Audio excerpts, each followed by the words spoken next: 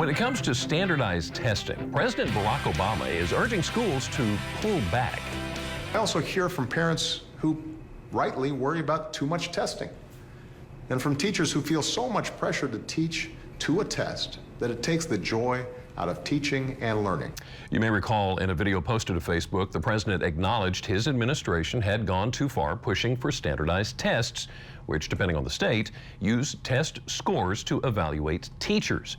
The president says learning is about more than filling in a bubble. He says standardized testing should be capped at 2% of classroom time, and released a plan to help ease federal testing requirements. In comparison to other countries, one survey found an average U.S. student will take 112 standardized tests from the time preschool starts until they graduate high school. The survey also found students can spend as much as 25 hours a year testing. Most countries that outperform the U.S. on international exams, like China and Korea, test students 3 times during their school careers. Now, add to all of that, many kids just don't test well, and there are concerns that these standardized tests leave many of them unnecessarily overstressed. Now, many teachers say they see what tests can do to students. So in Maryland, thousands of educators got together to do something about it. Still, it's an effort some parents just aren't getting behind. The MSA, the PARCC, the Kindergarten Readiness Test, all standardized exams designed to track student achievement in Maryland. That's what lawmakers say, but this is what teachers say. Now it seems like there's testing on top of testing. And they've put it in a $500,000 ad campaign, which launched at the start of the school year to send their message loud and clear.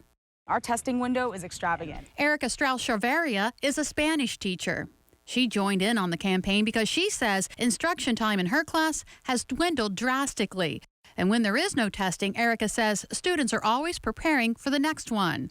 Last year, I had students, almost half the class for weeks at a time, pulled out of my class, and I couldn't get through my curriculum. And that doesn't include the stress of the test. They are stressed out. They're exhausted. They are so sick and tired of sitting for so long. Some parents say they've seen that too. It's a lot of stress for the children because they're not understanding that it really doesn't impact them grade-wise, but they feel like it does. This is Gwen Harley's 4th grade son, Harrison. It feels like you have to try and keep all that important, heavy information in your head. But some parents say tests will always have their place in school. I mean, standardized tests are there for a reason. Now, Maryland's Teachers Union, which paid for the ad campaign, has formed a commission to take a look at the exact numbers of hours students spend on testing in every one of the state's 24 school districts.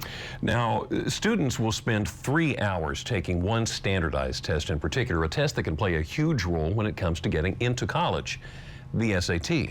According to the College Board, which oversees the test, the SAT is an opportunity for students to show colleges they've got what it takes to succeed on campus.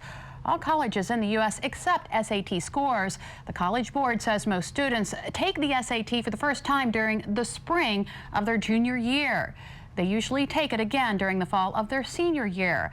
And while it's not a mandatory test, the College Board reports nearly 2 million students from the class of 2015 took the SAT, and that, Jimmy, is a record. Isn't that something? But starting next month, students who opt to take the test will notice a few changes. And joining us today to tell us about some of those changes is WBOC's Tashawna Gaines. Thanks for joining us, Tashawna. Thanks for having me. So these changes are to better help the students, right? Yes, these changes are to help the students and reflect on more relevant content that they're doing in school. So let's go over some of the changes. Some of the changes, they are going to have the vocabulary is going to be more relevant to what they're learning in school.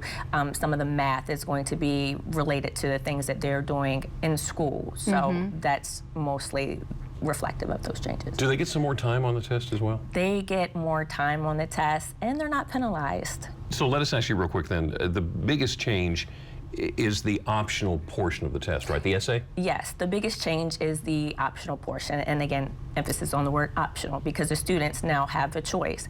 And we spoke to a guidance counselor who elaborated on that more. The new essay is going to be, it's actually going to be double the length of the previous one. It's going to be 50 minutes. So it will add on almost an hour to the testing time, as opposed to just taking the reading and the math sections. All right, so you talked to some parents and some students about these changes. What are they saying? Yes, I talked to the parents. Of course, they're encouraging their children to take the test. They say it's better to have it and not need it than to need it and not have it. Right. Students are, they're looking for the challenge of, taking the essay, and they much rather have the option of applying to different colleges that they choose to, with having that optional portion.